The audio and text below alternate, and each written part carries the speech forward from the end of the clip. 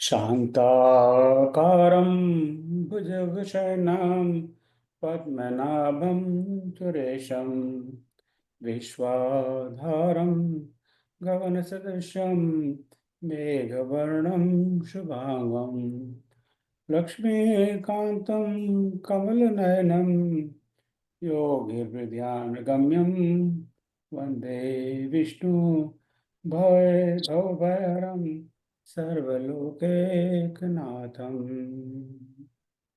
श्यावर रामचंद्र भगवान की जय। उमापति महादेव की जय। पवन सुतन हनुमान की जय। जय श्री राम। भाई बहनों, आज हम विष्णु सहस्त्रनाम के पाठ और उसके बाद में फिर चर्चा, जैसा वो पता ही है। तो मुझे बड़ा आनंद हो रहा है कि आज का पाठ का आरंभ हमारे दो नन्हे मुन्ने बालक करेंगे। आपने इनको हनुमान चालीसा में सुना था। ये हैं रेवा, चिरंजीव रेवा और चंद्रदेव वेद। भाई बहन हैं ये। कैलिफोर्निया में रहते हैं, यूएस में। इस समय वहाँ 8:30 बजे सुबह गए। शनिवार को 8:30 बजे तो बच्चों को तो छोड़ो, बड़े लोग भी नहीं उठते। मुझे तो उठना पड़ता है इस कार्यक्रम के लिए, मैं भी सोता हुआ होता। So very nice of you Reva and Ved to start. और इनके बाद में फिर आदरणीय इनकी नानी विजया मुदगी जी और भारत से विजया दुबे जी, और बाद में भाई श्री शिवनाथ लाल और अमिताभ सिंह जी आज का पाठ करेंगे। और फिर बाद में तो डॉक्टर राजेश शर्मा जी हमें समझाएंगे आज के जो नाम पर चर्चा हुई है उस पर, कुछ नामों पर। बिना समय गवाए हरि का नाम लेते हैं और we invite Reva and Ved to start. Hari ओम।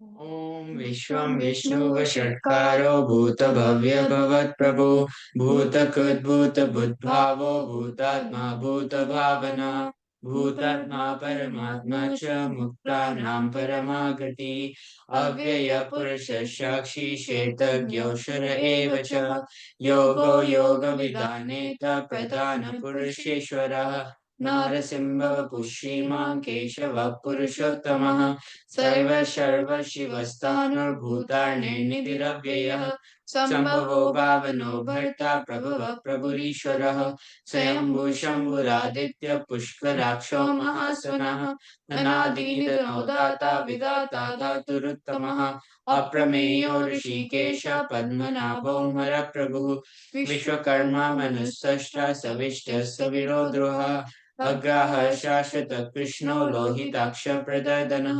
प्रभुस्वस्तिकदुग्धाम पवित्रं मङ्गलं परम् ईशान प्राणद प्राणो ज्येष्ठ श्रेष्ठ प्रजापतिः हिरण्यगर्भो भूगर्भो माधवो मधुसूदनः ईश्वरो विक्रमी धर्मी वेदावी विक्रमक्रमः अनुत्तमो दुरादर्श कृतज्ञ कृतिरात्मवान् सुरेश शरणं शर्म विश्वरेता प्रजाभव महासंवर्तको व्याल प्रत्यय सर्वदर्शन अज सर्वेश्वर सिद्ध सिद्धि सर्वादिरक्षिता विशाखपिरमेयात्मा सर्वयोग विनिश्चिता वसुर्वसुमना सत्य समात्मा संवित समा अमोघ पुंडरीकाक्षो विश्वकर्मा विशाकृति रुद्रो घोषिराभद्र विश्वयोनि शुचिशवा अमृत शाश्वत स्थान वरारोहो महातपः सर्वग सर्वविद्वान् विश्वक्सेनो जनार्दनः वेदो वेदविदम्यङ्गो वेदाङ्गो वेदवित् कविः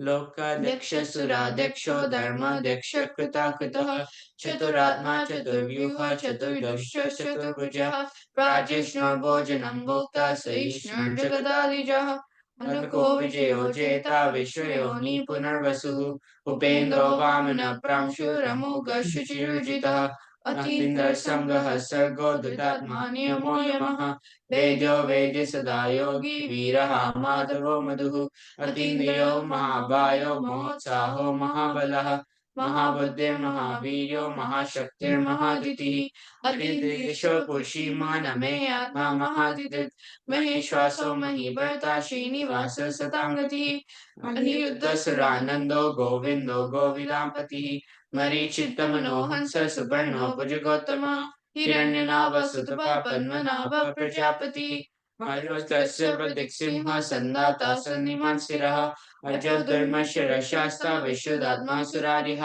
गुरु तमो धाम सत्य सत्य पराक्रमः निमिषो निमिषस्सन्नि वाचस्पतिर्दारति अग्रणी ब्राह्मणी श्रीमा न्यायो नीता समीरणः सहस्रमूर्धा विश्वात्मा सहस्राक्ष सहस्रपात् आब्रह्मकीर्तिनो निवृत्तात्मा समृत संप्रमर्दनः संवर्तको वल्ली हरिरोदरनीधर सुप्रसाद प्रसन्नात्मा विश्वदुःख विश्वभूत विभुः सत्कर्ता सत्कृतः सत्कृतेयो नारायणो नरः असंख्येयो प्रमेयात्मा विशिष्ट शिष्ट कृच्छति सिद्धार्थ सिद्ध संकल्प सिद्धित सिद्धि साधना विषायी विषभो विष्णु विषपर्वा विशोधन नन्दनो वर्धमानश्च विविक्त सागरः रुद्रो वाणी महेन्द्रो वसुदो वसुः नेकरूपो बृहद्रूप शिविविष्टप्रकाशनः ओजस्तेजोदित प्रकाशात्मा प्रतापनः रुद्रस्पक्षाक्षरो मन्त्रश्चन्नाक्षुभास्करदति अमृताशुर्भो भानु शशबिन्दु सुरेश्वरः औषधं जगतस्येतु सत्यधर्मपराक्रमः भूतभव्य भवन्नाथ भवन पावनो नरः कामः कामकृत्कान्त काम कामप्रद प्रभुः युगालिकृत्युगावर्तो नैकमायो महाशनः अदृश्यो व्यक्तरूपस्य सहस्रजित् इष्टो विशिष्ट शिष्टेश शिखण्डी नवशो वृषः क्रोधः क्रोधकृत्कर्ता विश्वबाहु महीधरः अच्युतः प्रतितः प्राणो प्राणदो वासवानुजा अपां निधिर्धिष्ठान अप्रमत्त प्रतिष्ठितः स्कन्द स्कन्दधरो दुर्यो वरदो वायुवाहनः वासुदेवो बृहद्भानुः आदिदेवः पुरन्दरः अशोकस्तारणस्तार शूर शौर्य जनेश्वरः अनुकूलश्रदावर्ता पद्मी पद्मनिवेक्षणः पद्मनाभोरविन्दाक्ष पद्मगर्भ शरीरभृत् महतीरतो रुद्धात्माक्षो गरुडध्वजः अतुलशलभो भीम समयज्ञो हव्यधरी सर्वलक्षणलक्षण्यो लक्ष्मी वासवितिञ्जयः क्षरो रोहितो मार्गो हेतुर्दामोदरः सः महीधरो महाभागो वेगवानविताशनः उद्भव क्षोभणो देव श्रीगर्भ परमेश्वरः करणं कारणं कर्ता विकर्ता गहनो गुहा व्यवसायो व्यवस्थानः संस्थानः स्थानद ध्रुवः परर्थी परम स्पष्टः तुष्टः पुष्टः शुभेक्षणः रामो विरामो विरजो मार्गो नेयो नयो नयः वीरः शक्तिमतां श्रेष्ठो धर्मो धर्मविदुत्तमः वैकुण्ठः पुरुषः प्राणः प्राणदः प्रणवः प्रतु हिरण्यगर्भः शत्रुघ्नो व्याप्तो वायुरधोक्षजः ऋतुः सुदर्शनः कालः परमेष्टि परिग्रहः उग्रः संवत्सरो दक्षो विश्रामो विश्व दक्षिणः विस्तारः स्थावर स्थाणु प्रमाणं बीजमव्ययम् अर्थो नार्थो महाकोशो महाभोगो महाधनः अनिर्विण्यस्तविष्टो भूर्धर्मयूपो महामकः नक्षत्रनेमिर्नक्षत्री क्षमक्षाम समीहनः यज्ञ इज्जो महेजश्च सत्रं सताङ्गतिः सर्वदर्शी विमुक्तात्मा सर्वज्ञो ज्ञानमुत्ततम् सुरतः सुमुखः सूक्ष्मः सुघोषः सुखदः सुरत् मनोहरोजितः क्रोधो वीरबाहुर्विदारणः स्वापनः स्वपशु व्यापी नैकात्मा नैककर्मकृत् वत्सलो वत्सलो वत्सी रत्नगर्भो धनेश्वरः धर्मकुद्धर्मी सदसक्षरमक्षरम् अविज्ञाता सहस्रांशुर्विधाता कृतलक्षणा सत्यस्तः आदिदेवो महादेवो देवेशो देवभृद्गुरुः उत्तरो गोपतिर्गोप्ता ज्ञानगम्यः पुरातनः शरीरभूतभृद्भोक्ता कपीन्द्रो भूरि दक्षिणः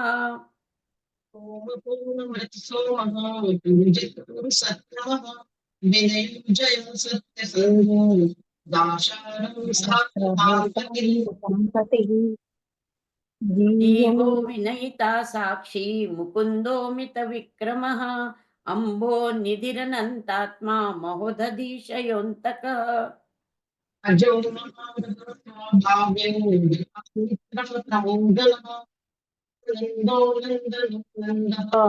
सत्य धर्माति विक्रमः। महर्षि कपिलाचार्य कृतज्ञो मेदिनीपतिः त्रिपदस्त्रिदशाध्यक्षो महाशृंग कृतान्तकृत्। महावराहो गोविन्दः सुशीलकल्पाङ्गदी गुणियो गुणीयो जानो गुप्तश्चक्रगदाधरः। वेदास्वाङ्गोजितः कृष्णो दृढसङ्कर्षणोच्युतः वरुणो वारुणो वृक्षः पुष्कराक्षो महामनाः। भगवान् भगवानन्दी वनमाली वरानन्दः आदित्यो ज्योतिरादित्यः सहिष्णुर्गति सत्ततम्। सुधन्वाखण्डपरशुर्दारुणो द्रविणप्रदः दिवि स्पृक् सर्वदृग्व्यासो वाचस्पतिरयो निजः। त्रिसामा सामगः सामः निर्मलो भेषजो विशत् संन्यास प्रच्छो शान्तो निष्ठा शान्ति परायणो। शुभाङ्गः शान्तिदस्त्रष्टा कुमुदः कुवलेशयः गोहितो गोपतिर्गोप्ता वृषभाक्षो वृषप्रियः।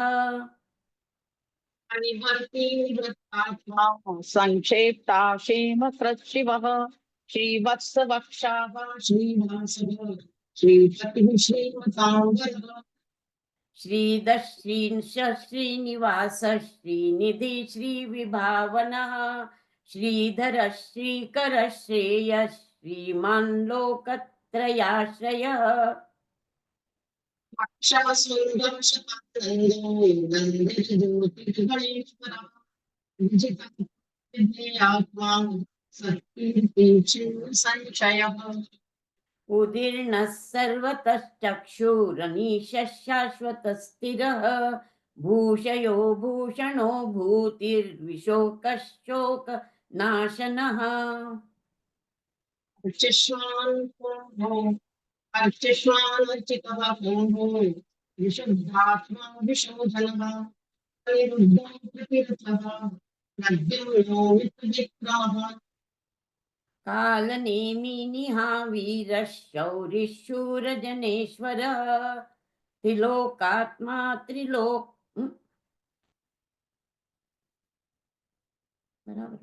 त्रिलोकात्मा त्रिलोकेश केशव केशिया हरिः। कामदेवः कामपालः कामीकान्तवकृतागमः अनिर्देश्यवपुर्विशो वीरो अनन्तो धनञ्जयः। ब्रह्मण्यो ब्रह्मकुद् ब्रह्मा ब्रह्म ब्रह्म विवर्धनः ब्रह्मविद् ब्राह्मणो ब्रह्मी ब्रह्मज्ञो ब्राह्मण प्रियः। महाक्रमो महाक्र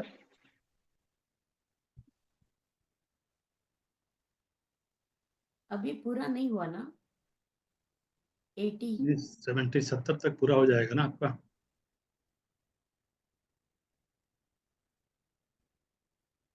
71 से हमारा है, यस ठीक है। तो 71 से मैं पढ़ रहा हूँ, हम और डॉक्टर अमिताभ जी। ब्रह्मण्यो ब्रह्मकृत ब्रह्मा ब्रह्म ब्रह्म विवर्धनः ब्रह्मविद् ब्राह्मणो ब्रह्मी ब्रह्मज्ञो ब्राह्मण प्रियः। महाक्रमो महाकर्मा महातेजा महोरगः महाक्रतुः महायज्वा महायज्ञो महाहविः। तव प्रियः स्तोत्रं स्तोतिस्तोतारण प्रियः पूर्ण पूर्णयिता पुण्यः पूर्णकीर्तिर्नामयः। मनोजवस्तीर्थकरो वसुरेता वसुप्रदः वसुप्रदो वासुदेवो वसुः वसुमनाहविः। सद्गति सत्कृति सत्ता सद्भूति सत्परायण शूरसेनो यदुश्रेष्ठः सन्निवास सुयामुनः। भूतावासो वासुदेवः सर्वासु निलयो नलः दर्पः दर्पदो दृप्तो दुर्धरोऽथा पराजितः। विश्वमूर्ति महामूर्ति दीप्तमूर्ति मूर्तिमान अनेक मूर्तिर्व्यक्तः शतमूर्ति शताननः। एकौ नैकः सवहकः किं यत्तत्पदमनुत्तमं लोकबन्धुः लोकनाथो माधवो भक्तवत्सलः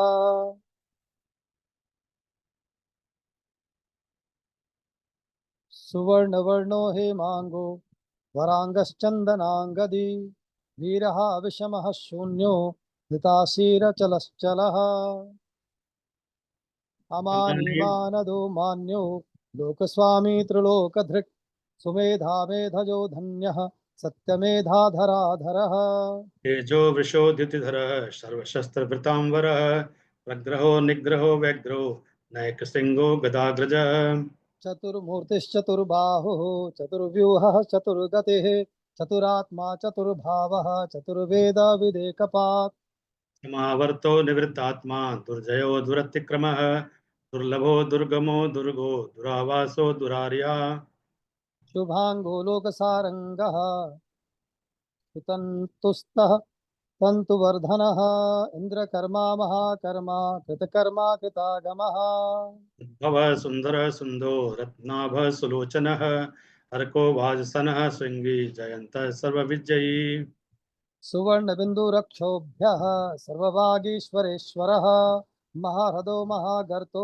महाभूतो महानिधिः कुमदः कुन्दरः कुन्दः परजन्य पावनो निलः अमृतांशो मृतवपुः सर्वज्ञ सर्वतोमुखः सुलभः सुव्रतः सिद्धः शत्रुजित् शत्रुतापनः न्यग्रोधोदुम्बरोऽश्वत्थः चाणूरान्ध्रनिषूदनः सहस्राची सप्तजिह्व सप्तयदा सप्तवाहनः अमूर्तिनगो चिन्त्यो भयकृतभयनाशनः अनुः बृहत्कृशः स्थूलो गुणभृन्नीर्गुणो महान् अधृतः स्वधृतः स्वास्यः राघवंशो वंशवर्धनः भारभित्कथितो योगी योगीशः सर्वकामदः आश्रमश्रमणक्षाम सुपर्णो वायुवाहनः धनुर्धरो धनुर्वेदो दण्डो दमयितादमः अपराजितः सर्वसहो नियन्ता नियमो यमः सत्यवासान्त्रिकः सत्यः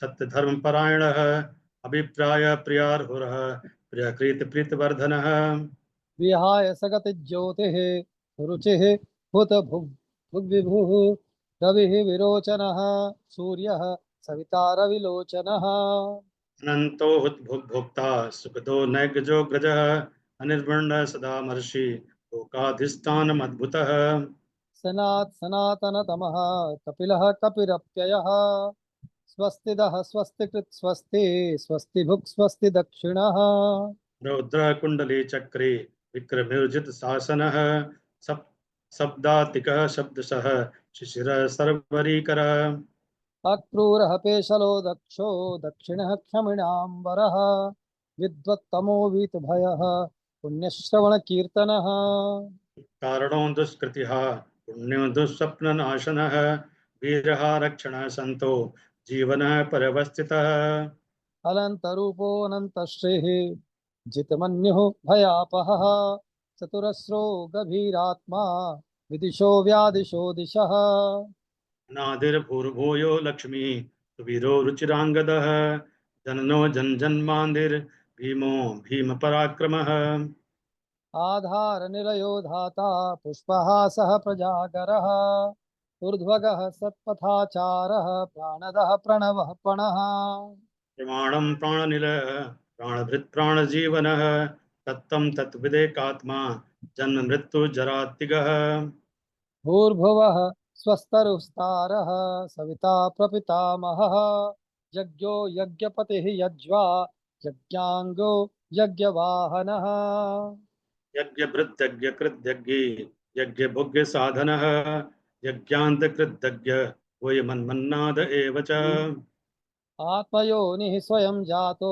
वैखानः सामगायनः देवकी नन्दनः सृष्टा क्षितीशः पापनाशनः शङ्खबृन्दकी चक्री सार्गन्धन्वा गदाधर तथाङ्गपाणि रक्षोभ्य सर्वप्रहणायुध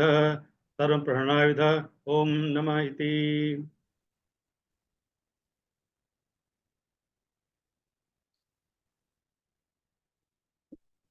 मैं प्रारंभ करूं क्या?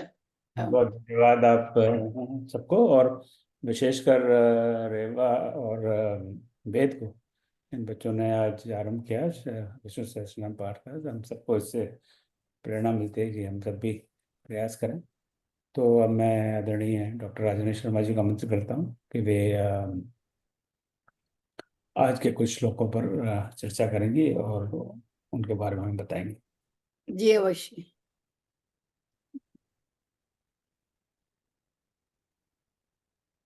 एक सेकंड लगेगा बस। हाँ, ये नहीं।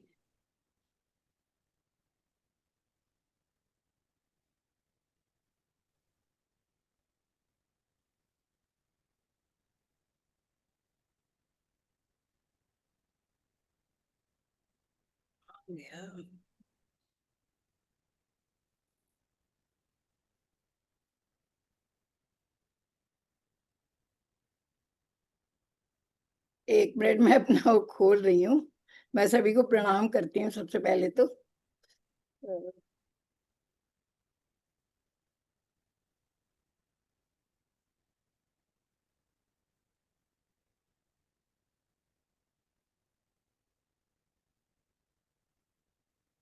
आज मेरा गड़बड़ हो गया है थोड़ा, मैं देखती हूँ।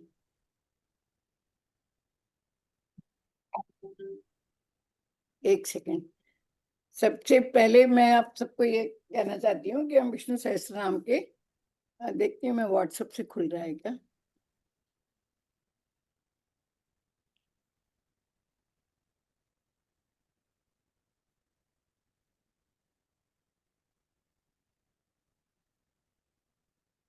आ गया मेरा ये। एक सेकंड।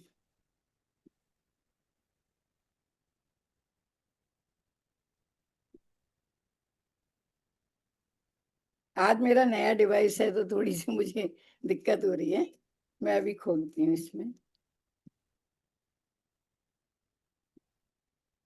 हाँ जी, मिल गया जी, बिल्कुल।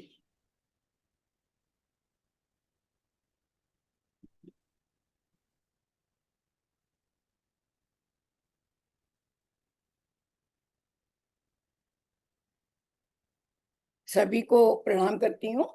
और ये हम लोग विष्णु सहस्त्रनाम के द्वितीय शतक पर चल रहे हैं।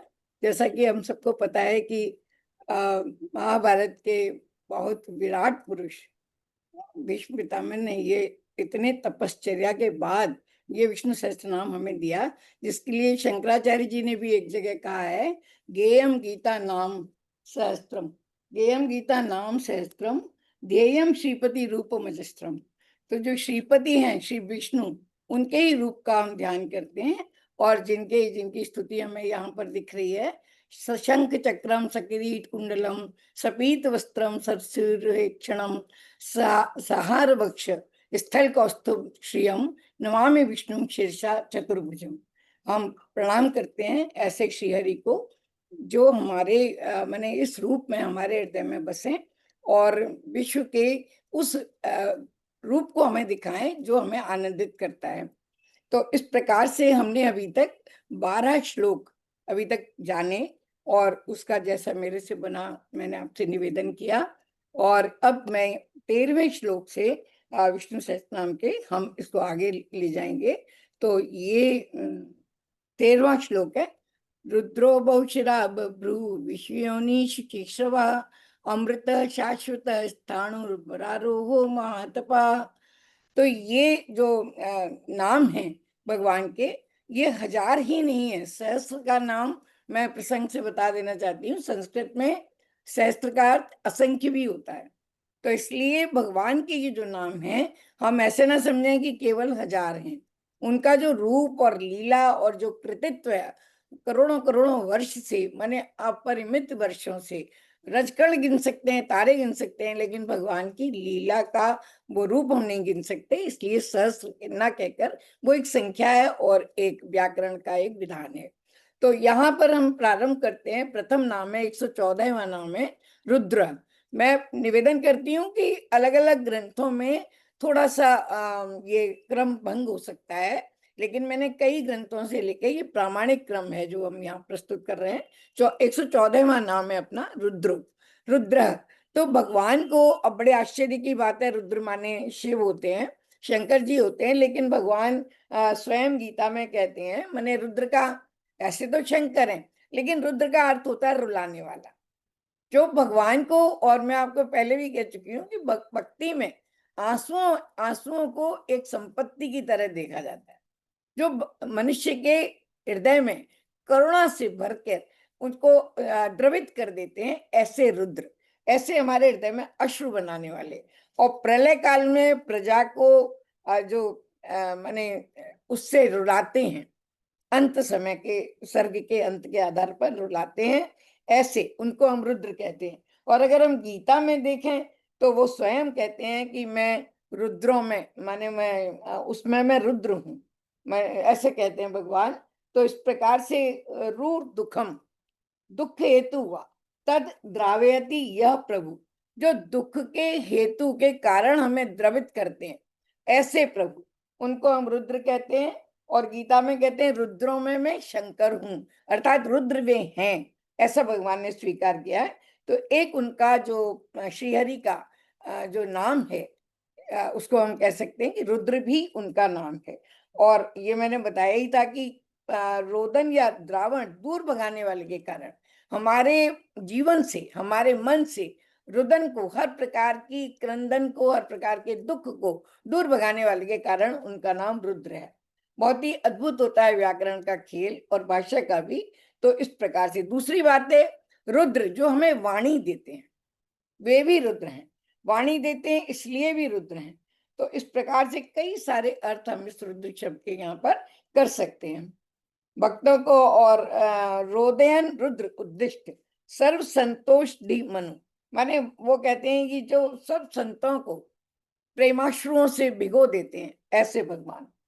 तो ये मेरे ख्याल से आपको समझ में आया होगा रुद्र क्यों कहा गया है उनको। दूसरा नाम है बहुशिरा। बहुशिरा हम हमेशा पुरुष सूक्त में देखते हैं, बार बार ऋग्वेद में पुरुष सूक्त है, बार बार उसमें कहा गया है सहस्त्र शीर्षा पुरुष है।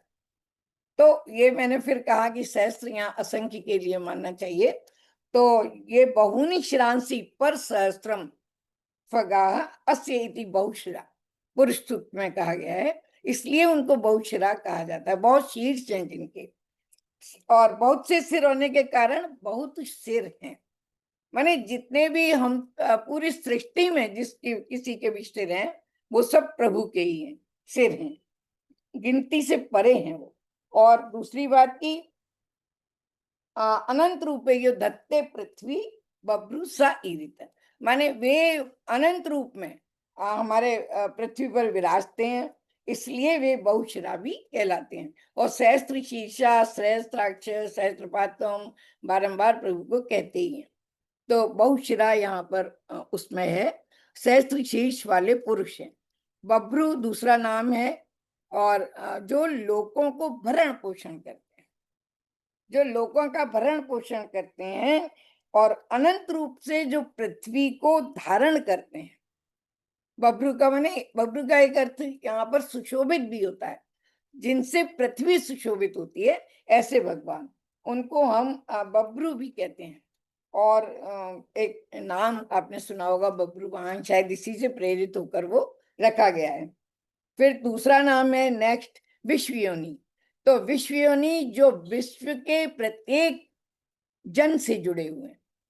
योनि यु धातु से बना हुआ है, माने जुड़ने के लिए, युज धातु से बना है, माने वो जुड़ने के लिए है, वह विश्व के कारण है, इसलिए विश्व योनि कहलाते हैं।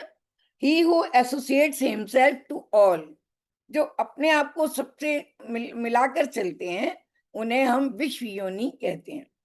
देखिए ये हमारी व्याकरण की सामर्थ्य है कि हम उन्हें क्या कह पाते हैं, वरना वे अव्याख्येय हैं, अपरिमेय हैं, असंख्येय हैं, ये हम बार बार कहते हैं। और यहाँ पर अनंत बपू भगवान विश्व के प्रत्येक व्यक्ति से जुड़ते हैं, इसलिए विश्व योनि कहलाते हैं। और विश्वसी योनि, विश्व योनि भगवान दूसरा नाम है उनका शुचि श्रवा। एक से एक सुंदर काव्यात्मक नाम है, जो हमें एक अलग ही चेतना को, हमारी चेतना को एक अलग लोक में ले जाते हैं। ऐसे दिव्य लोक में जहां हम सोचते हैं कि ये भी भगवान का नाम हो सकता है, श्री हरि का, तो वे कहते हैं वे कैसे हैं भगवान। श्रव माने कीर्ति भी होती है, श्रव यानी कीर्ति, और भगवान की जो कीर्ति है वो अत्यंत पवित्र है। भगवान की कीर्ति सुनकर हम पवित्र हो जाते हैं, हमारा मन पवित्र हो जाता है, हमारी चेतना पवित्र हो जाती है। तो इस प्रकार से जिनकी कीर्ति पवित्र है, ऐसे वे कीर्ति वाले भगवान शुचि श्रवा हैं। श्रवा माने अनेक कर्ण हैं उनके, और तदुक्तानी माने कीर्ति उनकी अनेक है, सॉरी माफ करें, तदुक्तानी अवश्यम शृणोति इति शुचि श्रवा। उनके बोले हुए वाक्यों को भी हम अवश्य ही धारण करते हैं, उनकी बातों को, उन पवित्र बातों को हम हृदय में धारण करते हैं, इसलिए वे शुचि श्रवा हैं, जिनको हम शुचिनी श्रावणी यानी शृणोमी इति धनंजय। अर्जुन से कहते हैं कि बने इस प्रकार से तुम महाभारत में आइए, न च पापानी गृह्णामि ततो हम वै शुचि श्रवा। महाभारत में भी इस नाम का प्रयोग किया गया है। और फिर एक और बात है, शृण्वन्तो विविधा वाचा विदुरस्य महात्मना। जो विदुर महात्मा विदुर की अनेक बातों को बड़े ध्यान से सुनते हैं, ना केवल हम उनकी बातों को सुनते हैं बल्कि वे महात्माओं की बातों को बहुत ध्यान से सुनते हैं। चौथा इसका अर्थ हो सकता है भक्तयुक्तानि अवश्यम या शृणोति। जो भक्तों की, वो हमेशा कहते हैं मेरे भक्त जहाँ कीर्तन करते हैं, जहाँ मेरे नाम की चर्चा करते हैं, वहां मैं रहता हूँ। और बार बार आता है नाम लेत भव सिंधु सुखाई, और हम बड़े सौभाग्यशाली हैं कि भगवान नाम की चर्चा यहाँ पर कर रहे हैं। तो इस प्रकार से भक्तों की पुकार को सुनने वाले हैं, इसलिए शुचि श्रवा हैं। क्योंकि भक्त जिस समय पुकारता है उस समय उसका हृदय एकदम पवित्र होता है। और he who lessons the pure words, जो हमारे आत्मा के पवित्र शब्द होते हैं, जो उनको सुनते हैं वो शुचि श्रवा है।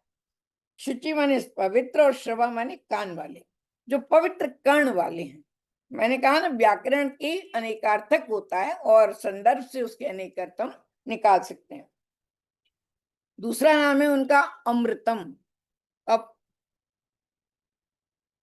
ये थोड़ा सा दोबारा मैंने बनाई थी। अमृत उनका नाम है भगवान का, और हम सब हमेशा ही जानते हैं कि उनसे बड़ा अमृतत्व किसके पास है, जो अनादि निधन है।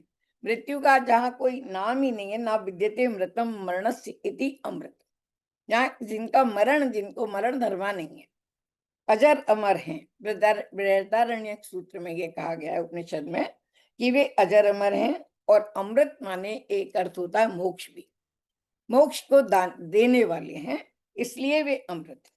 और अमृत अविद्या की औषधि है, इसलिए हमारे यहाँ क्या कहते हैं उक्ति में, मृत्युर्मा अमृतम गमय। एक प्रकार से ये अविद्या को काटने का भी एक मंत्र है, अविद्या की औषधि है। और इस प्रकार से माने जिनके अमृतमय नाम से हम कभी तृप्त नहीं होते। प्रेक्षमाणा जनार्दनम, भक्तों के प्रति मधुराति मधुर वीक्षण करते हैं, अमृत वीक्षण। जिनकी दृष्टि अगर पड़ जाए तो वो अमृत वीक्षण है, अमरता। वो एक बार उनकी निगाह हम पर पड़ जाए, हम तो मंदिर में या पूजा स्थलों में दर्शन करने जाते हैं, लेकिन एक बार उनकी दृष्टि हमारे ऊपर पड़ जाए, उनका अमृत वीक्षण हो जाए, तो मनुष्य कोटि कोटि जन्मों के लिए धन्य हो जाता है। उनके अमृत रूप का पान करके हम मुनिजन कभी संतुष्ट नहीं होते, इसलिए उनके पास निरतिशय माधुर्य है। मधुराधिपते अखिलम मधुरम, अधरम बदनम मधुरम, बदनम मधुरम। तो इस प्रकार से जो भगवान है वे आनंद के सिंधु हैं, अमृत के सिंधु हैं। दूसरा उनका नाम है शाश्वत स्थाणु, स्थाणु टाइप होना रह गया है, शाश्वत स्थाणु, जो चिरंतन है। शाश्वत माने जो कल भी थे, आज भी हैं और सदा रहेंगे। जैसा पहले भी कहा था कि जो मरण धर्मा नहीं है, जो सदा थे, इटर्नल है, एवरलास्टिंग है, ऐसे चिरंतन भगवान, जो काल तो उनके माने अनुचर ही हैं, उनको हम चिरंतन कहते हैं, जो चिरंतन भी हैं और स्थिर भी हैं, स्थिर हैं। स्थाणु पहले भी आया ये नाम, इसको ये मैंने कहा था ना, अनेक नाम पुनरावृत हुए हैं, स्थाणु उनमें से वो नाम है। तो वे इस प्रकार से शाश्वत अमृत में है, वो समुद्र से निकला मंथन अमृत, मंथन जैसे अमृत नहीं है कि जिसके लिए युद्ध हो रहा है और ये इस तरह का। वे शाश्वत अमृत है, वो किसी के द्वारा इस प्रकार नहीं है कि युद्ध के द्वारा प्राप्त किए जाएं, वे सदा हमारे पास हैं। ये हमारी पात्रता पर निर्भर करता है कि हम उन्हें कैसे प्राप्त करें, कितनी पात्रता हमारे अंदर हो कि हम उनकी सीकर के समान झलक को प्राप्त करें।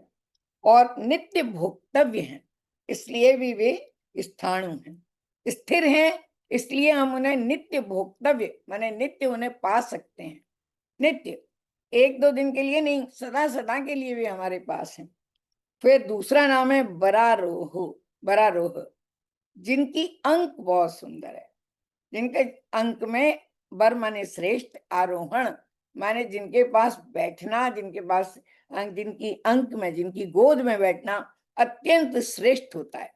जैसे आप प्रहलाद जी से पूछ लीजिए, ध्रुव से पूछ लीजिए, जिनका दर्शन, जिन्हें अनेक अनेक भागवत भक्तों को उनका दर्शन हुआ और गोद में तो प्रहलाद जी ने सुख लिया उनकी गोद में विराजने का। तो वो भगवान की गोद में आरूढ़ होना, क्योंकि उनकी गोद, उनकी अंक, उनका सानिध्य बहुत श्रेष्ठ है, क्योंकि उसमें आरूढ़ हुए प्राणियों को फिर संसार में आना नहीं पड़ता, इसलिए उनकी गोद श्रेष्ठ है। और फिर हमारी वही उक्ति, यतो वाचो निवर्तन्ते तद्धाम परमम मम। भगवान कहते जा जाकर फिर लौटना नहीं होता, वही मेरा धाम है, अर्थात वही उनकी अंक है।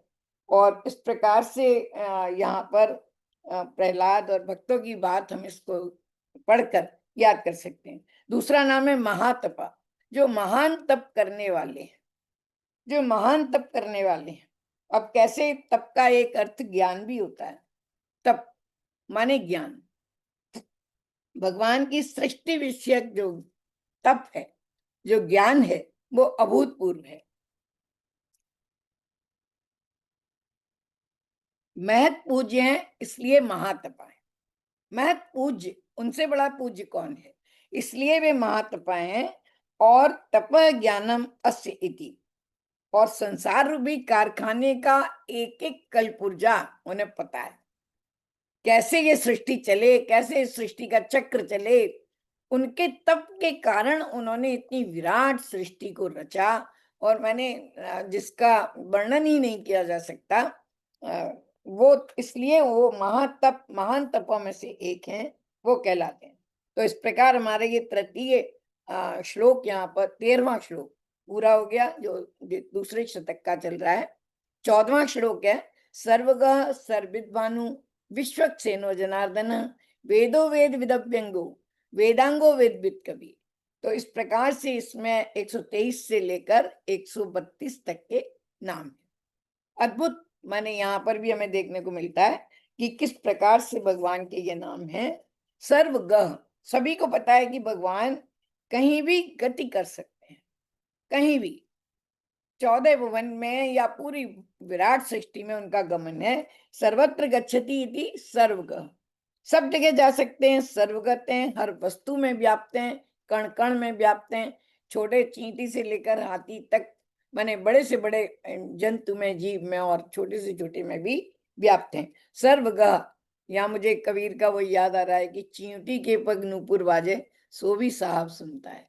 ऐसे माने गमन करने वाले, चींटी के मन में भी जो चल रहा है वो भी उन्हें पता है, और हर व्यक्ति के मन में, माने ना केवल लोक में गमन है उनका, बल्कि हमारे हृदय लोक में भी उनका गमन है, अंतर बाहर सब जगह। तो वो सर्वगः है, अनंत चैतन्य है, अनंत चैतन्य। चैतन्य अनंत होगा तभी वो सब जगह जा सकता है। दूसरा नाम है सर्वविद भानु। सर्वविद भानु अर्थात स्वयं प्रकाश चैतन्य है भगवान, स्वयं प्रकाश चैतन्य है। वह ईश्वर जो सब जानने वाले हैं, ऐसे भानु नहीं जो माने अभी उगे और फिर अस्त हुए, फिर दूसरी जगह उगे, माने जो उनका मार्तंड का क्रम है वो अलग, सब कुछ जानने वाले भानु। तो सर्वविद भानु माने जो भाषित होता है, प्रकाश जो भाषित होता है वह भानु है। चैतन्य का प्रकाश ही ज्योतियों में भी ज्योतित है। गीता में भगवान कहते हैं अहम ज्योतिषाम अपि ज्योति, मैं ज्योतियों की भी ज्योति हूँ। तो वो सब प्रकार के प्रकाश को में दीप्त होने वाले हैं, सर्वविद भानु, अद्भुत प्रकाश हैं, ऐसे भगवान है। अगला उनका नाम है विश्वक्सेन। कई जो हमारे वो होते हैं वो उसमें ये नाम आता है विश्वक्सेन। विश्वक्सेन, विश्वक वैसे एक अव्यय है, और वैसे दैत्यों की सेना को भी विश्वक्सेन कहते हैं। तो जिसके सामने देवताओं की और दैत्यों की सेना भी पलायन कर जाती है। ये थोड़ा सा संदेहास्पद है, लेकिन फिर भी मैंने इस तरह ही पढ़ा है। दैत्यों की सेना भी पलायन कर जाती है। जो जनों से असद, जो विश्वक से हमारी रक्षा करते हैं, ऐसे विश्वक्सेन प्रभु हैं। और माने जिसका अर्थ है सर्व। विश्वक का अर्थ है ये अव्यय है एक प्रकार का। अव्यय माने उसको कहते हैं जो कभी परिवर्तित नहीं होता, जिसमें कोई मात्रा नहीं लग सकती, कोई विकार नहीं आता, तो सर्व उसका अर्थ है। दूसरा उनका बड़ा सुंदर नाम है जो हम बारंबार अनेकानेक स्तुतियों में लेते हैं, जनार्दन।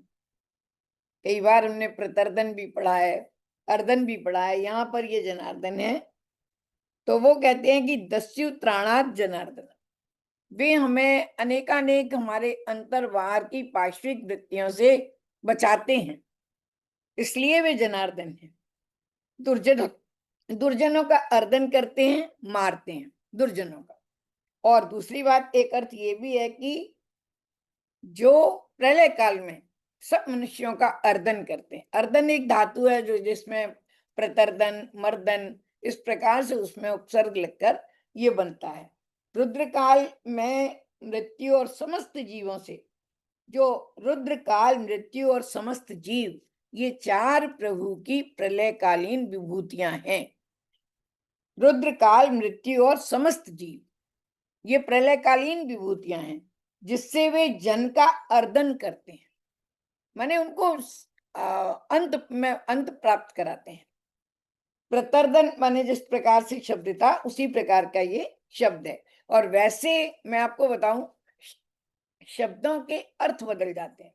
जनार्दन जो है अब जो प्रचलित है जनार्दन, ये व्याकरणिक अर्थ मैंने बताया, लेकिन जनार्दन बहुत बड़े विराट ज्योति के रूप में, करुणा के रूप में हमारे बीच में प्रसरित है, जो हम अनेक स्तुतियों में जनार्दन सुनते हैं। अनेक अनेक भक्तों ने इसका उच्चारण किया है। फिर दूसरा नाम है उनका 127वां नाम है वेद। वे वेद रूप है।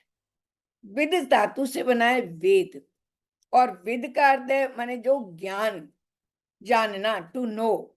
विद का अर्थ है ज्ञान, जो ज्ञान प्राप्त कराते हैं, जो साक्षात ज्ञान है। उनकी श्वास ही ज्ञान, माने वेद अपौरुषेय हैं, इसलिए भगवान की श्वास है।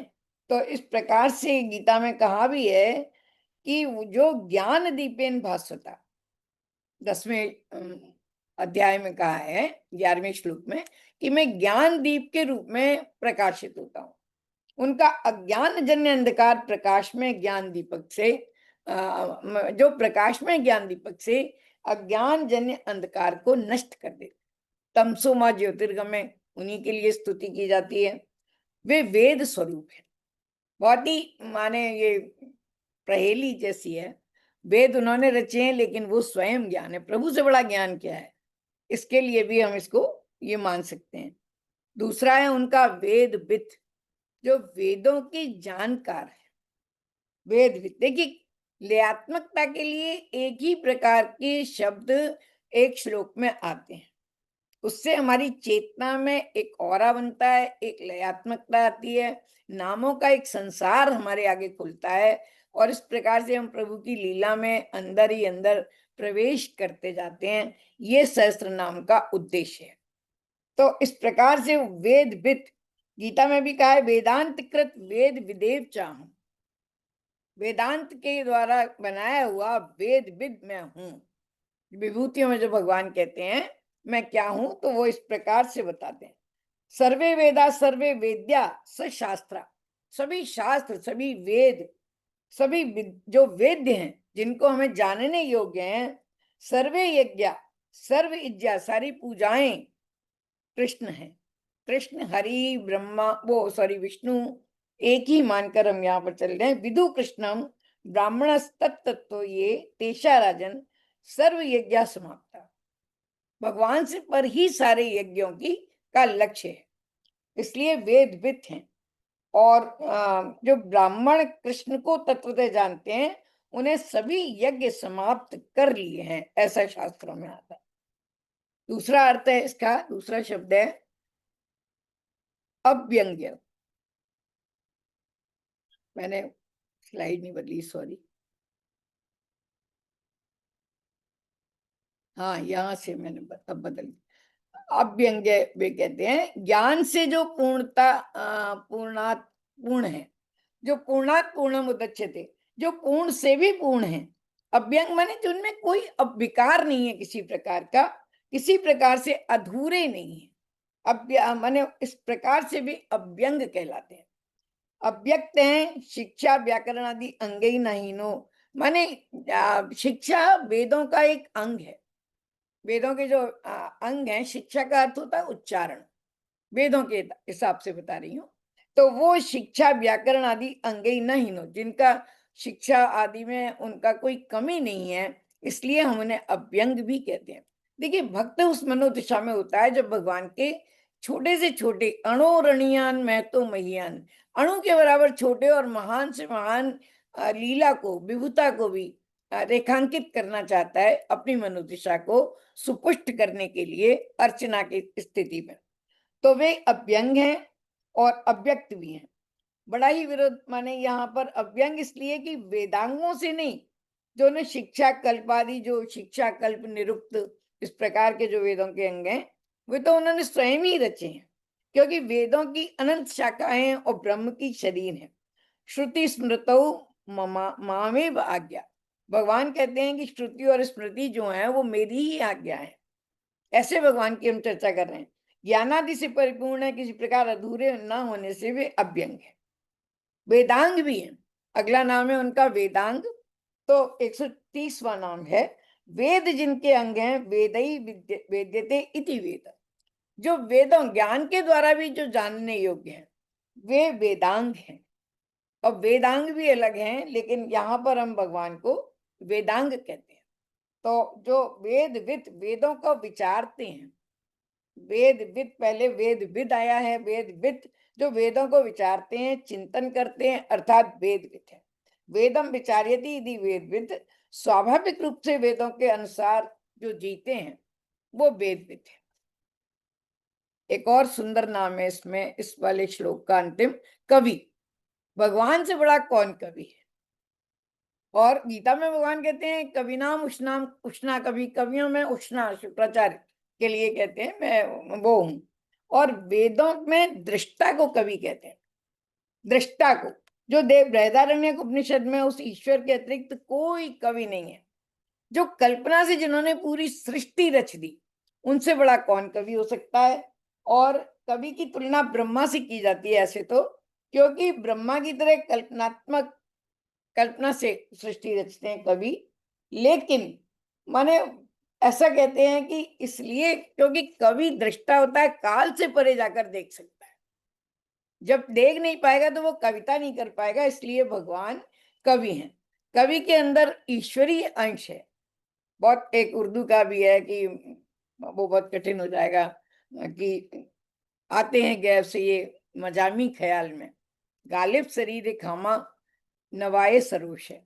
माने ये उर्दू के शेर में कहा गया है कि मैं नहीं लिखता, कवि जो कुछ लिखता है उसके अंश नहीं होते, भगवान की प्रेरणा से चेतना में वो शब्द उतरते हैं। तो इस प्रकार से एक ये भी है इसका अंश कि सब कवियों में ईश्वर का अंश होता है और भगवान स्वयं कवि हैं। अब इसके लिए मैं कहूंगी कि गीता को देख लीजिए आप, उससे सुंदर कविता क्या है, और जो भगवान ने रची है गीता रूपी कविता। तो इसलिए भगवान कवि हैं। और वैसे कुल शब्द दर्शन में कर्म के अर्थ में आता है, कर्मणो अस्मादिन, तो वो कर्म के लिए भी, क्योंकि भगवान सभी प्रकार के कर्मों की हमें प्रेरणा देते हैं, तो वे कवि हैं, क्रांतदर्शी हैं। क्रांत माने जो बियॉन्ड द लिमिट देखते हैं, वे कवि हैं। तो दूसरा श्लोक है इसका, लोकाध्यक्ष सुराध्यक्षो धर्माध्यक्ष कृताकृत चतुरात्मा चतुर्व्यूह चतुर्दंष्ट चतुर्भुज। और यहाँ पर भी 133 से 140 तक नाम है। किसी श्लोक में 9 है, 8 है और 10 है, इस प्रकार के नाम हम देख ही रहे हैं। बहुत सुंदर नाम है प्रभु का, लोकाध्यक्ष, समस्त लोकों के अध्यक्ष हैं, ऑब्जर्व करते हैं, उनको निरीक्षण करने वाले हैं, लोक के कर्म फल के दृष्टा हैं। कविता में प्रतीकार्थ से, व्यंजना से बहुत सारे अर्थ निकलते हैं। अनिरुद्ध के रूप में फल देते हैं। भगवान की जो 4 माने वो हैं, कहना चाहिए विभूतियां हैं, वो व्यू कहलाते हैं भगवान के। अनिरुद्ध भी उनके एक व्यू हैं। अनिरुद्ध के रूप में वो हमें हमारे कर्मों का फल देते हैं, क्योंकि वो देख देख कर, निरीक्षण करके, ऑब्जर्व करके हमारे कर्मों का फल देते हैं, इसलिए हमें लोकाध्यक्ष कहते हैं। सुराध्यक्ष, जो देवताओं को नियंत्रित करने में सक्षम है। सुरों के अध्यक्ष हैं, सुर माने देवता, लोकपाल आदि सब सुरों के अध्यक्ष हैं, माने लोकपाल भी वे अध्यक्ष हैं। कोई ऐसा देवता 33 कोटि में नहीं है जो जिसको भगवान नियंत्रित नहीं कर सकते। धर्माध्यक्ष अगला नाम है। धर्म और अधर्म को साक्षात देखते हैं, अतः धर्माध्यक्ष हैं। धर्म के अनुकूल फल देते हैं और धर्म को बारीकी से देखते हैं। और कवि के बहुत सारे अर्थ जो मैंने अभी छोड़े हैं, तो इस प्रकार से उनका ये धर्माध्यक्ष नाम है। दूसरा है कृताकृत।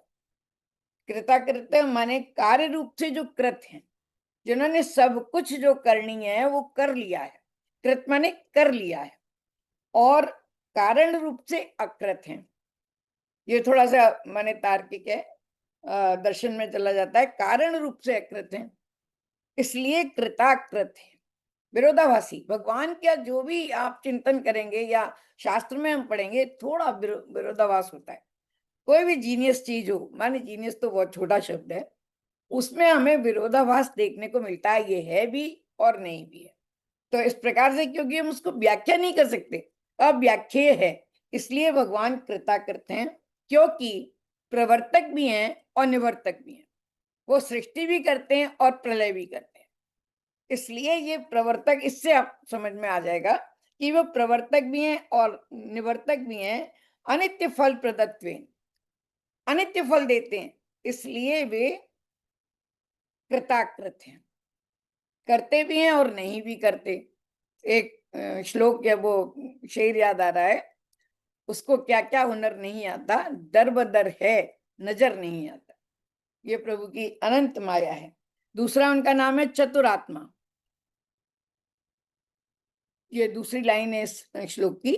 चतुरात्मा, जो आत्मा मूर्तियां, अर्थात माने जो सृष्टि की उत्पत्ति के लिए जिनकी 4 विभूतियां हैं, जिनकी मैं अभी चर्चा कर रही थी, जो सृष्टि की उत्पत्ति में उनकी विभूतियां माने सहायक हैं, उत्सर्जन में, सृष्टि की सर्जन में। तो अगर हम उसको देखें तो वासुदेव, संकर्षण, अनिरुद्ध और प्रद्युम्न, ये भगवान की 4 विभूतियां मानी गई। बहुत बहुत गहरा है। जब मैंने संकर्षण पढ़ा तो इतना व्यापक था कि मैंने दृष्टि समझ में ही नहीं आ रही थी कि बहुत अद्भुत है। जिनको हम संकर्षण माने केवल हलदर समझते हैं, वो हलदर नहीं है, ये भगवान की विभूति हैं। और वासुदेव, ये वसुदेव के पुत्र नहीं है, ये वासुदेव सर्वम, जो बहुत बड़ी शक्ति है माने पूरे संसार में, वो वासुदेव है। और वैसे हम शब्द के अविधा को देखें, माने डायरेक्ट अर्थ को देखें, तो वो वसुदेव के पुत्र नजर आते हैं, पर वो वसुदेव के पुत्र नहीं है यहाँ पर। इसी प्रकार से अनिरुद्ध, जिनको कभी कोई रोक ही नहीं सकता किसी प्रकार से, वे अनिरुद्ध उनकी शक्तियां।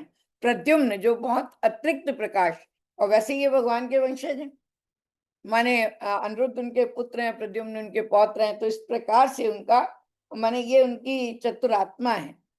और वैसे देखा जाए तो ब्रह्मा, दक्ष आदि प्रजापति गण, संपूर्ण जीव पर भगवान की 4 विभूतियां हैं जो सृष्टि में उनकी सहायता करते हैं। और 4 विभूतियां विष्णु, मनु, काल और संपूर्ण विश्व, ये भी भगवान की 4 विभूतियां हैं। ये जनार्दन बताते समय मैंने बताया ही था आपको, रुद्रकाल, मृत्यु और समस्त जीव भगवान की प्रलयकालीन विभूतियां हैं। तो इस प्रकार से 4 व्यू हैं, और ये इनको चतुरात्मा भी कहते हैं, 4 व्यू कहते हैं। वासुदेव, संकर्षण, प्रद्युम्न और अनिरुद्ध व्यू भी कहलाते हैं। चतुरात्मा चतुर्व्यूह, अगला शब्द जो है भगवान का जो नाम है पावन नाम प्रणाम करती हूँ। भगवान के 4 व्यू हैं। व्यू कहते हैं व्यवस्था को। तो यहाँ पर ये जैसे आप चक्रव्यूह के नाम से हमने जाना है, तो वो सेना की अरेंज करने की एक व्यवस्था है। और जिनमें से चारों शक्तियां हैं वही भगवान महाविष्णु हैं, जिनमें ये चारों व्यू हैं। और एक प्रकार से और चतुर्व्यूह है, जागृत, स्वप्न, सुषुप्ति और तुरीय। जो 4 अवस्थाएं हैं वे भी भगवान के व्यू हैं, वे भी सृष्टि के एक उनके वो हैं, इसलिए वे चतुर्व्यूह कहलाते हैं। फिर है चतुर्दंष्ट, उनकी 4 दाढ़ें हैं।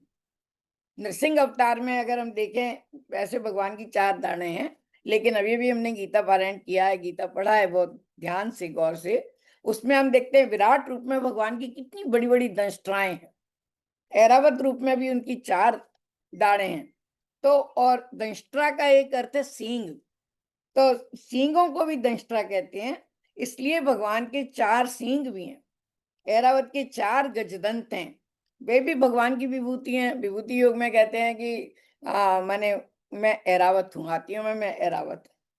इस प्रकार से चतुर्भुज, 4 भुजाएं हैं। और अभी मैं कल भागवत पढ़ रही थी तो उसमें भगवान की 8 भुजाओं का वर्णन सब जगह जगह जगह जगह किया गया है। अष्टभुजा भगवान की, और 8 भुजाओं में वो भी दिए हैं, आयुध भी दिए हैं। महाविष्णु के 4 हाथ हैं, जिनमें शंख, चक्र, गदा और पद्म। बहुत सुंदर है इसका वर्णन। शंख मनुष्य को धर्म के मार्ग पर आह्वान करता है। भगवान के पास एक डिवाइस है जिससे हम सबको बुला सकते हैं। शंख जो कि मनुष्य को धर्म के मार्ग पर ले जाता है, आह्वान करता है। जो शंख ध्वनि नहीं सुनते उन पर गदा से वे प्रहार कर सकते हैं। अगर हम आलस से प्रमाद करते हैं तो वो गदा से प्रहार कर सकते हैं। यदि शंख ध्वनि नहीं सुनता तो समय का चक्र उसका पूर्ण विनाश भी कर देता। भगवान के पास ये आयुध है उनके चारों। आवाहन और दंड मनुष्य को अंतिम लक्ष्य की ओर ले जाने के लिए है। ये जो गदा है मनुष्य को अंतिम लक्ष्य की ओर ले जाने के लिए। उस अंतिम लक्ष्य को ही का जो प्रतीक है वो कमल है। कमल हमारी संस्कृति का सबसे सूक्ष्माति सूक्ष्म व्यंजनात्मक प्रतीक है, जिसको समझने के लिए ऐसे ही हमारे यहाँ ऐसे नहीं कहा गया है कि मैंने लक्ष्मी जी कमल पर विराजमान है या विष्णु भगवान कमल पर विराजमान है। वो अद्भुत प्रतीक है कमल। राजविष्णु भोजन, इस प्रकार से ये श्लोक गया। अब ये दूसरा श्लोक है 16वां। राजविष्णु भोजनम भुक्ता सैष्णु जगदादिज अनुगो विजयो जेता विश्वयोनि पुनर्वसु। इसमें भी 141 से 150 तक नाम हैं। तो यहाँ पर अगर हम देखते हैं तो राजविष्णु जो नाम है भगवान का, जो प्रकाशशील है, ब्राह्मण है प्रकाश, प्रकाशशील है प्रभु, स्वयं प्रकाश चैतन्य है, पहले भी हमने ये पढ़ा। सर्वस्व प्रकाशित करते हैं वे राजविष्णु है। जिष्णु भी भगवान का एक नाम है जो कई बार आता है, अभी नहीं आया, बाद में आएगा। सर्वस्व प्रकाशित करते हैं वे किसी अन्य स्रोत से नहीं, उनका स्वयं का प्रकाश। तो इस प्रकार से ज्योतिषाम तद ज्योतिष तमसा परम उच्यते। गीता में ही कहा गया है कि मैं उन ज्योतियों में परम ज्योति हूँ। कठोपनिषद में यही कहता है। अब इसमें क्या है, स्नुज प्रत्यय है, उसमें मैं नहीं जाती, लेकिन ये जो सदा चमकते रहते हैं वे राजविष्णु कहलाते।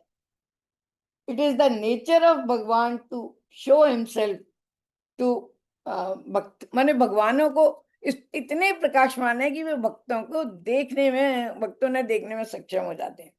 फिर दूसरा है, बहुत सुंदर नाम है उनका, भोजनम। भोज रूप होने से प्रकृति यानी माया को भोजन कहते हैं। माया को भोजन कहा जाता है दर्शन की भाषा में, जिसका ज्ञानेंद्रियों से अनुभव या उपभोग किया जाता है, इसलिए भोजन, भगवान भोजनम है। और रसो वैसा, हम बार बार उपनिषदों में कहा जाता है प्रभु क्या है, निश्चित रूप से वे रस हैं, रस हैं। भागवत में कहते हैं कि भगवान ऐसे रस हैं जिसमें गुठली उठली कुछ नहीं है, छिलका हिलका नहीं है, केवल केवल रस है, विवत रसमालय। तो वो रसो वैसा, रस माने परम चेतना। जब हम बिल्कुल सूक्ष्माति सूक्ष्म हो जाते हैं, एक्सट्रैक्ट हो जाते हैं, तो वो रस है। और इस प्रकार से भोक्तारम यज्ञ तपसाम, क्योंकि वो यज्ञ और तप को भोगता है, भोजन करते हैं, इसलिए भोजनम भी उनका एक नाम। अत्यंत सुंदर है। भगवान 3 कामों के लिए अवतार लेते हैं। ज्ञान देने के लिए अवतार लेते हैं, भोक्ता, भोग और नियंता। यानी भोक्ता और भोग बनकर ही वे नियंता बनते हैं, नियंत्रण करते हैं सृष्टि पर। तो इस प्रकार से भोजनम उनका बहुत सुंदर नाम है। दूसरा नाम है भगवान का सहिष्णु। अब ये राजिष्णु के साथ ही लय है इसकी, सहिष्णु। भगवान बहुत सहिष्णु, बहुत। कोई कैसे भी उनको स्तुति करे, सहिष्णु प्रत्यय है, वैराग्य भाव से सब कुछ सहन करते हैं। आसपास की घटनाओं से उत्पन्न पीड़ा को, दुर्योधन ने कितना उनका वो कर दिया, तब भी उन्हें कोई कष्ट नहीं। उत्पन्न पीड़ा को सहने की क्षमता रखते हैं, सहनशील हैं। सहिष्णु के 2 अर्थ हैं संस्कृत में, एक क्षमा करने वाला, दूसरा है विजेता। जो सब घटनाओं पर विजय प्राप्त करते हैं वो विजेता है। विष्णु वह हैं जो हमें हमारे सभी अपराधों के लिए क्षमा कर देते हैं, इतने सहनशील हैं। हमसे कोई अपराध बन जाए, क्षमा कर देते हैं। कभी भक्तों के अपराधों को मन से नहीं लगाते, ऐसे विष्णु हैं। जो प्रतिकूल परिस्थितियों में भी विजय प्राप्त करते हैं, दूसरा अर्थ है सहिष्णु।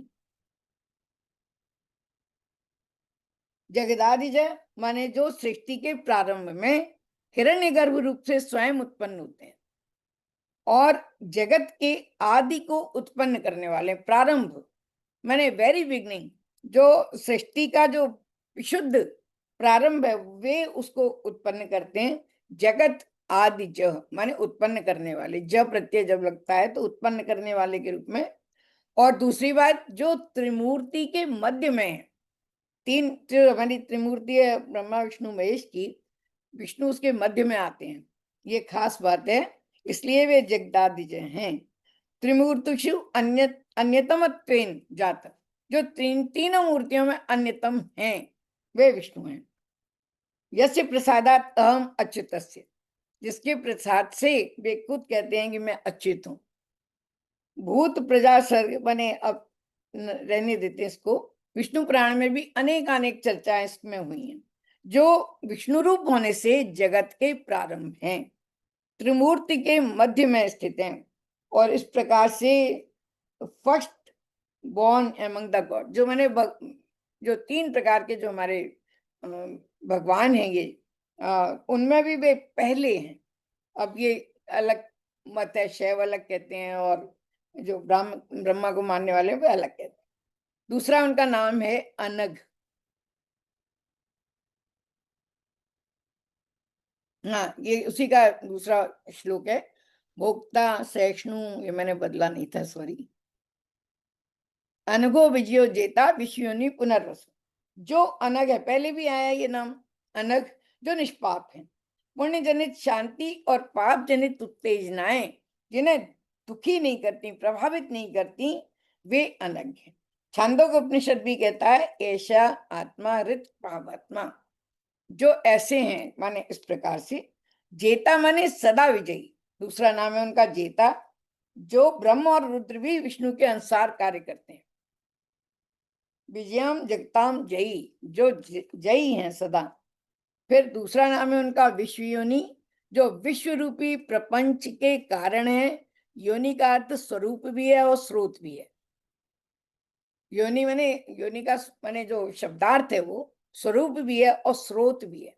तो जो भगवान विश्व के स्रोत हैं, कॉज ऑफ द यूनिवर्स, और जो ब्रह्मांड का कारण है, जिनका कारण विश्व है, परमात्मा चैतन्य ने समय समय पर विश्व की स्थिति के लिए अवतार लिया है। इसलिए विश्व की स्थिति के अनुसार विश्व उनके अवतारों का कारण हुआ, इसलिए विश्व योनि है। तो स्रोत भी हो गया और कारण भी हो गया। फिर दूसरा है पुनर्वसु, परमात्मा रूपी गुहा में निवास करने वाले हैं।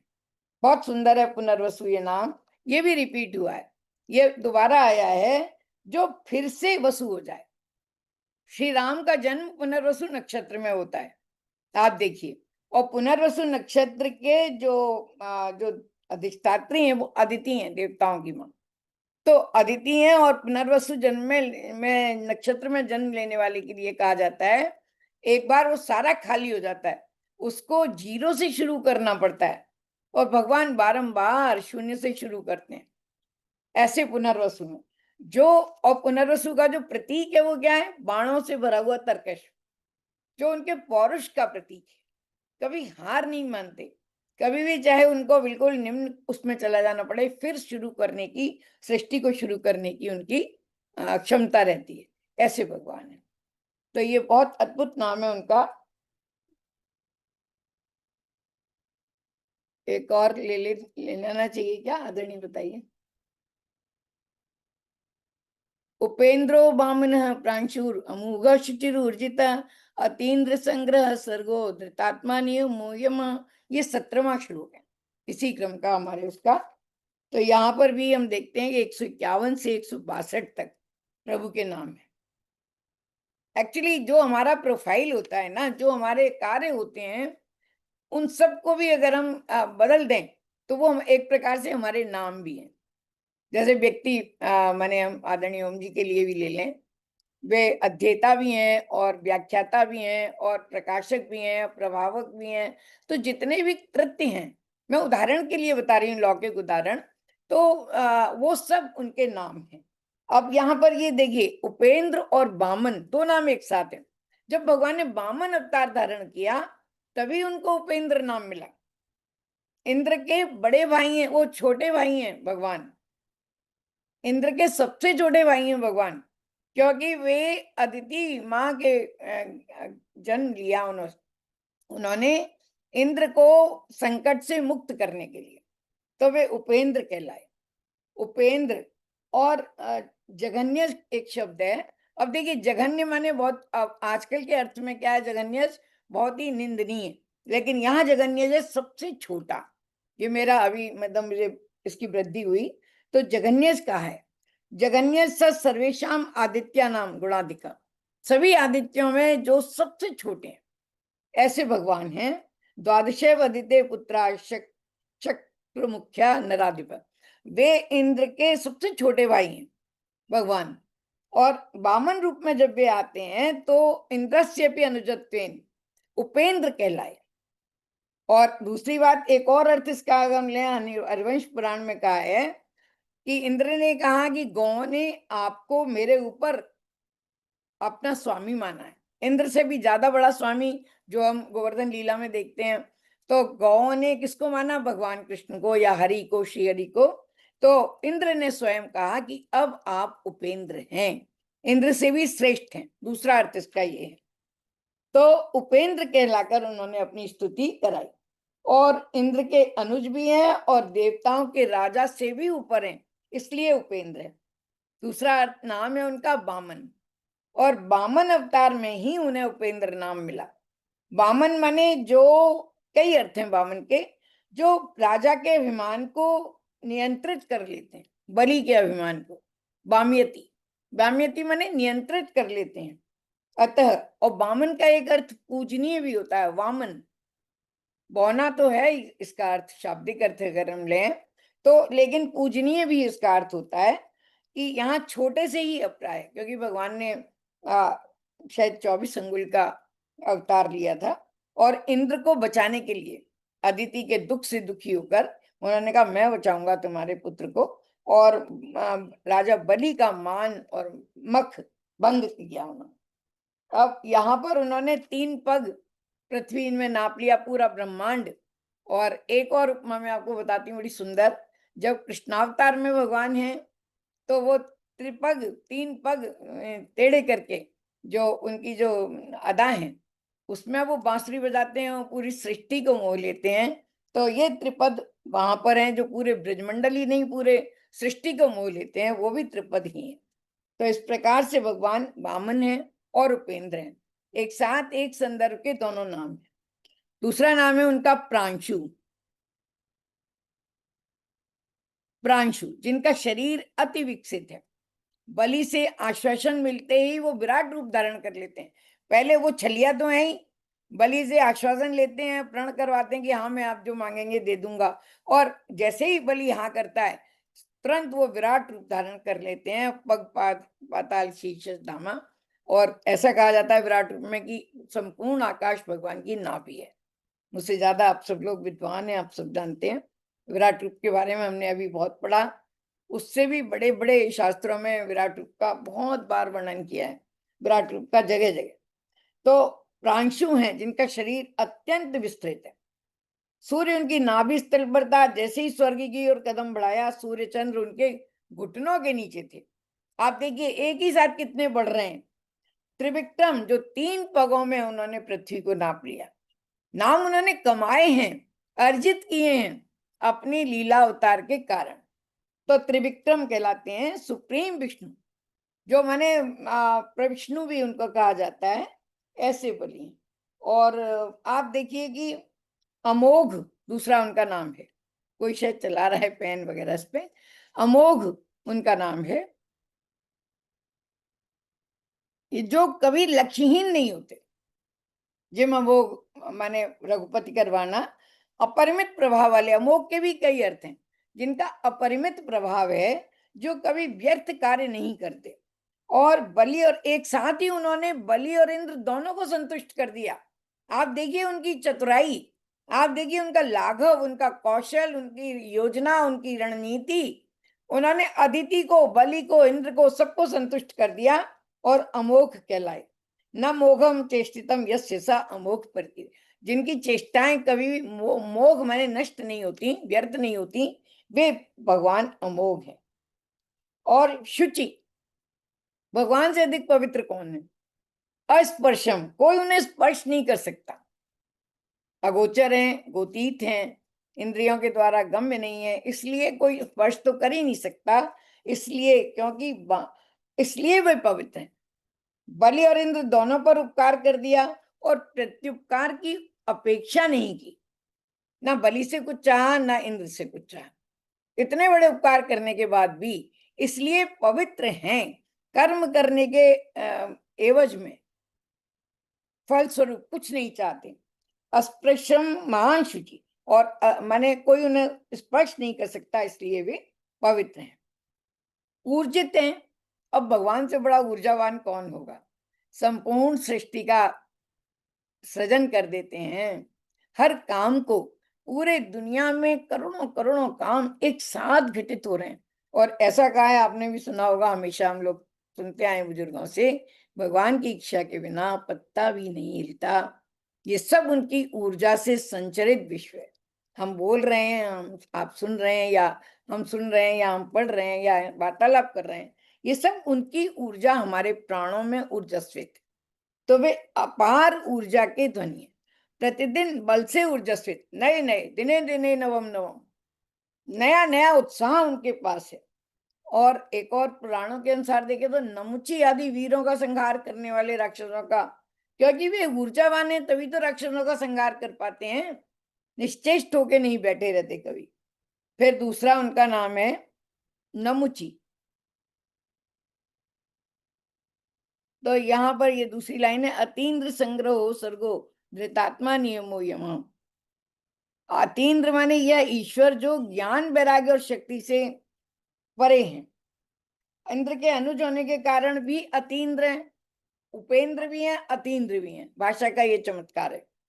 और ही हु एक्सेल्स इंद्रा, जो इंद्र से भी परे हैं, इसलिए वे अतीन्द्र हैं।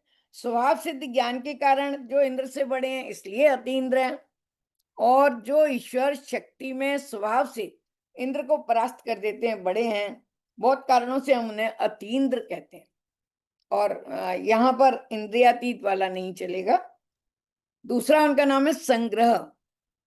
देखिए कितना सुंदर नाम है। जो रथ की धुरी यानी नेमी के समान पूरे विश्व से जुड़े हैं। संग्रह माने जोड़ना नहीं है, जुड़ना भी है। तो जो रथ की नेमी माने धुरी, अरा और नेमी दो चीजें होती हैं रथ के चक्र में, उससे पूरे विश्व से जुड़े हैं। और जो अपने भक्तों को सहज प्राप्त हैं। कहते भगवान को मिलने से ज्यादा सरल काम और विश्व में कुछ नहीं है। ऐसा भगवान हमारी माने जो संत ऋषि मुनि शास्त्र हमारी परीक्षा लेने के लिए, हमारी एफिशिएंसी को चेक करने के लिए कहते हैं कि देखें आप में कितना दम है, भगवान से मिलने से सरल काम कुछ भी नहीं है। फिर दूसरा है उनका सर्ग, जो अपने 3 पग से ब्रह्मा की सृष्टि को नाप लेते हैं, उसके कारण माने वे सर्ग हैं। और ब्रह्मा की सृष्टि को नापने के कारण माने जो स्वयं सृष्टि बन जाते हैं, इसलिए सर्ग है। सर्ग माने रचना भी है, सर्ग माने सृष्टि भी है, और स्थूल और सूक्ष्म दोनों रूपों में ये जो उनकी ही अभिव्यक्ति बन जाती है, इसलिए भगवान को सर्ग कहते हैं। फिर धृतात्मा, वे जो, इसमें शायद धृतात्मा शब्द रह गया है, वह ईश्वर जो स्वयं ही स्वयं का आश्रय है, स्वयं ही स्वयं के आश्रय हैं। मैंने कहा विरोधाभासी शब्दों का हमको यहाँ पर आनंद के लिए, गहन अर्थ में जाने के लिए, अभिव्यंजना में जाने के लिए भीष्म पितामह ने प्रयोग किए। और आप देखिए जीवन भर की तपस्या का जो ब्रह्मचर्य से पाया हुआ फल है, उसका जो एक्सट्रैक्ट है, वो उन्होंने सबको दिया है। कितने बड़ा दान है उनका ये, विष्णु सहस्त्रनाम देकर भीष्म पितामह ने दिया। तो इसमें वे कहते हैं वे धृतात्मा है, स्वयं ही स्वयं का आश्रय है और स्वयं में स्थित हैं। येन आत्मानो धृता नित्यम, जो नित्य अपने आप को धारण करते हैं, क्योंकि वे कहाँ पर, उनका कौन अवलंब है, वे ही स्वयं के अवलंब है। और नियम, नियम माने ईश्वर संपूर्ण सृष्टि के लिए नियम बनाते हैं और नियम निर्धारण करते हैं। सूर्य, चंद्र, वायु, पंचतत्व, पंचमहाभूत, ये सब उनके नियमों के आधार पर काम करते हैं। नियम्यते जगता येन नियमस्स उदीरित, जो पूरे जगत का नियामन करते हैं वे नियम कहलाते हैं, स्वयं अपने आप। देखिए शब्दों को हम कई जगह संज्ञा और कई जगह वो क्रियाएं, कई जगह वो विशेषण है। ये प्रयोग के ऊपर निर्भर करता है कि संज्ञा है, विशेषण है या वो क्रिया है। तो इस प्रकार से ऐसा नहीं कह सकते कि ये नहीं हो सकता। भाषा की गहराई में जाकर अगर हम देखें तो शब्द को अपनी बहुत सारी व्यंजना लक्षणा के साथ हम जब प्रयोग करते हैं तो उसका सौंदर्य सौगुना होकर हमारे सामने आता है। तो इस प्रकार से एक और श्लोक है ये 18वां।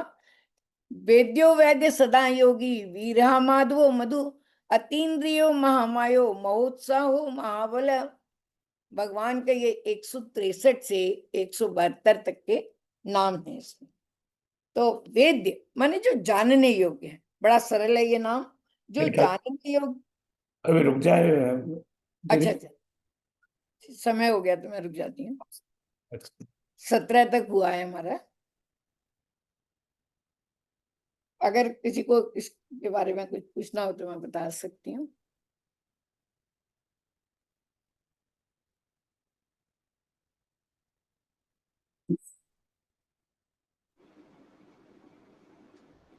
बस यही कहना है लास्ट में मुझे, नाम रूप गति अखत कहानी समझत सुखद न जाए बखानी। जो नाम और रूप की जो कहानी है वो अकथनीय है, कहा नहीं जा सकता। समझने में तो बहुत सुखद है लेकिन वर्णन नहीं किया जा सकता। ओम नमो भगवते वासुदेवाय। सभी को प्रणाम करती हूँ। धन्यवाद। बहुत बहुत बहुत धन्यवाद राजन दीदी। आज दीदी ने श्लोक 13 से आरंभ करके अभी 17 तक चर्चा की। इसको बंद करता हूँ। तो 14 वहाँ जो नाम था रुद्र से लेकर अभी 162वें नाम तक। तो बड़े विस्तार से हमें भगवान के विविध नामों के बारे में जानने को मिल रहा है। सो बहुत बहुत धन्यवाद दीदी आपका, और आप सबको बहुत बहुत धन्यवाद, आपको इतनी रुचि है। तो अब इसका अगला कार्य हम हर महीने के पहले शनिवार को कर रहे हैं। तो अगला कार्यक्रम होगा 7 जून को, ठीक है। और जिन्होंने इसके डिप्लोमा कोर्स, डिप्लोमा या सर्टिफिकेट उन्हें क्या नाम दिया, उसके लिए ज्वाइन किया है, उनके लिए क्विज तीसरी अभी भी खुली हुई है। अभी मैंने देखा 78 मित्र उसको सबमिट कर चुके हैं। तो अगर आप अभी तक सबमिट नहीं किया हो तो क्विज 3 को सबमिट करें, और क्विज 4 आज के राजानी दीदी के वक्तव्य पर पोस्ट कर दी जाएगी। अभी हमें और 8-10 दिन लग सकते हैं। अगले सप्ताह एक ऐसा सुझाव था कि जो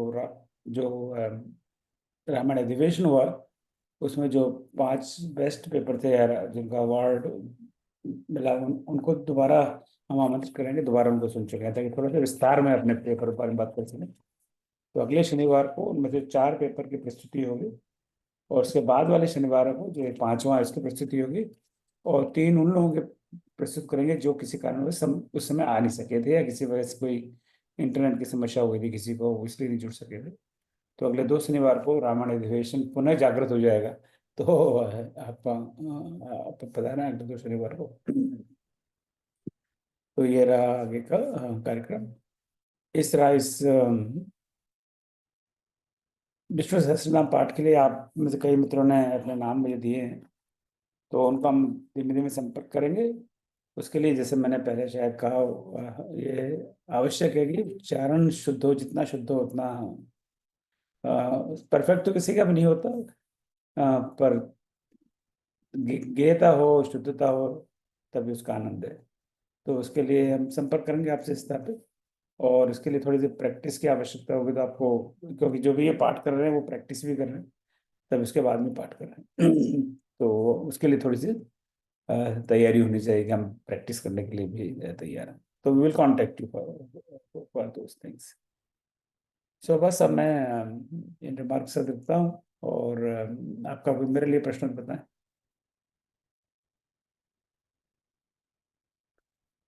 चलिए, आप सब आज जुड़े, बहुत बहुत धन्यवाद। राजनीति दीदी ने ऑलरेडी पावर पॉइंट मुझे भेज दिया है, तो उसको मैं पोस्ट कर दूंगा अभी। और बस अब मैं लाल साहब को आमंत्रित करता हूँ शांति श्लोक के लिए। और जय श्री राम, जय श्री कृष्ण। ॐ सर्वेषां स्वस्तिर्भवतु, सर्वेषां शान्तिर्भवतु, सर्वेषां पूर्णं भवतु, सर्वेषां मङ्गलं भवतु। ॐ सर्वे भवन्तु सुखिनः, सर्वे सन्तु निरामयाः, सर्वे भद्राणि पश्यन्तु, मा कश्चित् दुःखभाग् भवेत्।